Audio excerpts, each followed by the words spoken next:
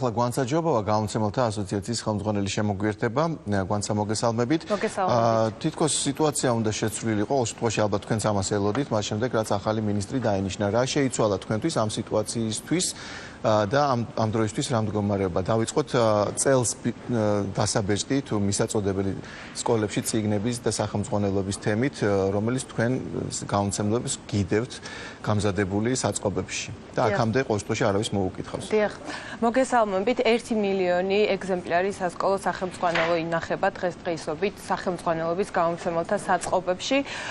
დაახლოებით მარტის თვიდან ესეთი მცდელობა იყო, რომ გაერკვიათ რა ნაშთები იყო გამომცემლებთა საწყობებში განათლების სამინისტროს მხრიდან შემოხმიანება, თუმცა ფაქტობრივად ამ დროისთვის შეგვიძლია ვთქვათ, რომ ეს მოლაპარაკებები სრულიად უშედეგოდ დასრულდა, არანაირი შედეგი ამას არ მოყოლია და არავინ ჯერჯერობით არ გვაქვს ჩვენს მსგავსი ინფორმაცია, რომ ამ ნაშთების შესყიდვას აპირებს. ანუ მოლაპარაკება არ შედგა, თუ მოლაპარაკება შედგა და ჩვენ მივაწოდეთ ყველა ინფორმაცია იმ ნაშთების შესახებ, რაც გამომცემლების საწყობებში იყო, ჩვენ მივაწოდეთ ინფორმაცია, რა შეგვეძლო, შეგვევსო მათთვის, რაც აკლდათ, გულისხმობ, იმიტომ რომ რაღაც ნაწილი არსებობს დაბეჭდილი სახელმძღვანელოების, ყველა გამომცემლობა მზადყოფნა გამოთქვა, რომ შეუვსებდათ იმ დანაკლისს, მათ შორის ხუჯერიაფად, ვიდრე როგორც მოვისმინეთ. ძალიან შეღავათი ამ ფასში, იმიტომ რომ ჩვენთვის არის ძალიან ესეთი გადამწყვეტი წელს პირველიდან მე-6 კლასამდე სახელმძღვანელოებს გაზდის გრიფირების ვადა. ეს ნიშნავს, რომ წელს თუ კი სახელმწიფო ამ წიგნებს არ შეისყიდის, ეს იქნება გადასაყრელი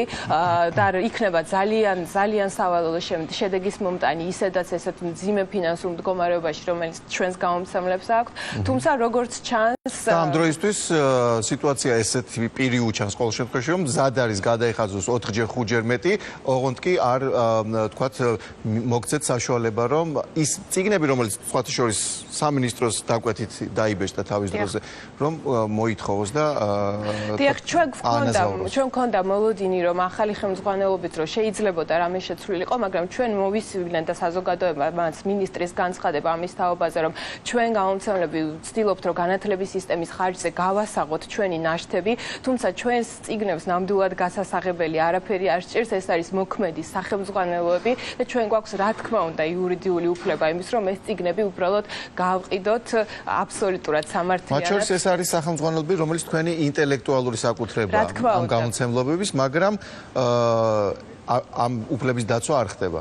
ეს არის ჩვენი ინტელექტუალური საკუთრება და ის, რომ კიდევ და კიდევ მიდის აპელირება იმაზე, რომ ჩვენ რაღაცას ვასაღებთ, ალბათ არ სერიოზულია 21 საუკუნეში იმაზე აპელირება, რომ ბიზნესი ერთგვარად დანაშაულია, იმიტომ რომ ბიზნესი და ჩვენი ბიზნესი იყო ძალიან წარმატებული და თვითმყოფადი, ნამდვილად არის ჩვენი ქვეყნის ეკონომიკის წარმატების. შესაბამისად, თუ კი ვითარება წავიდა ისე როგორც არის და როგორც ახლა ჩვენ საუბრობთ, ძალიან ცოტა დრო დარჩა იმისთვის, რომ რამე შეიცვალოს, ფაქტობრივად არც არაფერი.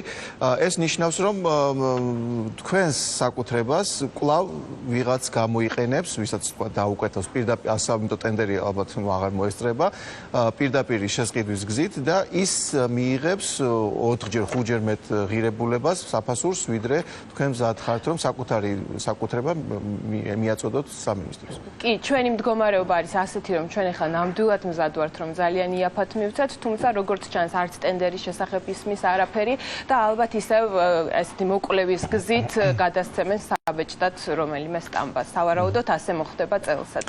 რაც შეეხება ახალ სახელმძღვანელოებს, იმიტომ რომ ფაქტია, რომ ვადა იწურება, როგორც თქვენ ბრძანეთ და უნდა შეიქმნას ახალი სახელმძღვანელოები.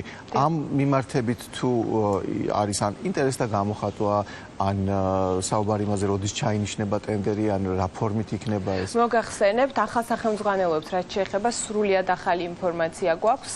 გუშინ წინ მივიღეთ გამომცემლებმა განათლების სამინისტროსგან გრიფირების ახალი წესის პროექტის ერთგვარი დრაფტი, რომლის შესახებაც უკვე გუშინვე უნდა გაგვეცა პასუხი და შეიკრიბა ყველა გამომცემელი სასკოლო სახელმძღვანელოს და შეიმუშავა ერთიანი წერილი, მოაწერა ხელი და გაუგზავნა განათლების სამინისტროს პასუხი იმის შესახებ, რომ გრიფირების ახალი წესი არის აბსოლუტურად მიუღებელი თვითეული გამომცემლისთვის, სასკოლო სახელმძღვანელოს გამომცემლისთვის, იმიტომ რომ ის პუნქტი, რომლის გამოც უკვე მეოთხე წელია ვიბრძვით გამომცემლები და მიგვაჩნია რომ ის რომ თუნდაც შაშკინის დროს ჩაემატა რომ განსაკუთრებული საზოგადოებრივი საჭიროების დროს მათ ჰქონდათ უფლება რომ დაებეჭდათ ჩვენი წიგნები და ეს არის საავტორო და ინტელექტუალური საკუთრების შელახვა ჩვენ გვინდოდა რომ ამოღებულიყო ეს პუნქტი ხელშეკრულებიდან თუმცა შედეგად მივიღეთ უფრო უარესი შედეგი ამოიღეს განსაკუთრებული საჭიროება ეს ტერმინი და დარჩა მხოლოდ ის რომ განათლების სამინისტროს აქვს სალიცენზიო ხელშეკრულების საფუძველზე უფლება რომ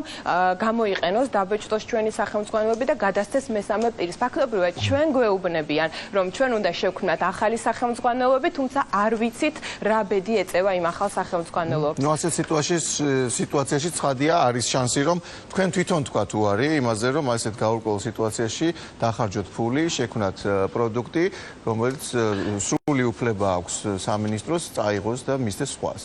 ჩვენ არ დავთანხმდებით ამ პირობებით, ამ ხელშეკრულებით სახელმძღვანელოების შექმნას, თუმცა ჩვენ ვითხოვთ და უკვე მივმართეთ განათლების სამინისტროს ამის თაობაზე, რომ შეიცვალოს ძალიან ბევრი ნაწილი იმ პუნქტებისა, თუ არ შეიძლება თქვენ ამაში არ ჩაერთვებით. ხო, ნუ თუ არ შეიძლება. რაც იმას ნიშნავს, რომ ეს შეკვეთაც წავა პირდაპირ მოლაპარაკებით ვიღაც ერთ კომპანიას. ჩვენ ძალიან დიდი იმედი გვაქვს ამაზე იყოს გამიზნული. ჩვენ შეიძლება რა თქმა უნდა, მაგრამ ჩვენ ძალიან დიდი იმედი გვაქვს რომ ეს ასე არ მოხდება და მე პირადად და ჩვენს გამომცემლებს მიაჩნიათ რომ უკვე დროა რომ მოხდეს შეხვედრა განათლების მინისტრთან გამომცემლების ამ თემაზე. ნახოთ რა მოხდება. ძალიან დიდი მადლობა ამ დიდი მადლობა მოხილვისთვის სახელმწიფო ტენდერი